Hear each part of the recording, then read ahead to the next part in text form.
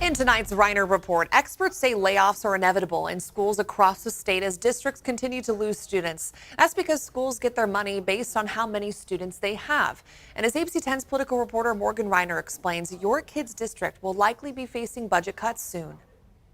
Suzanne Speck is the Executive Vice President of School Services of California. They provide financial management resources to school districts. During the period of the pandemic, schools have been funded based on their ADA back in 2019-20, so they've essentially been held harmless. But the pandemic caused ADA, or average daily attendance, to drop, and that's what the new budget will be based on. It'll be almost impossible to make reductions that don't result in people being laid off.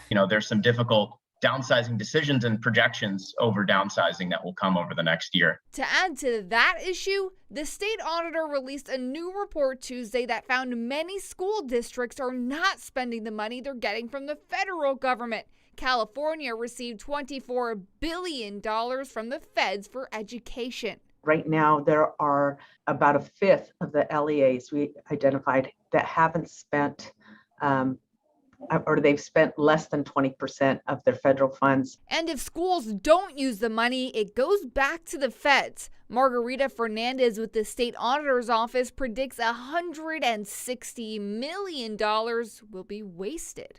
San Diego Unified School District had spent none of a certain type of these funds, and actually almost none of both of the funds that are going to expire. As of June, San Diego spent 70% of one type of funding, but 0% of the other.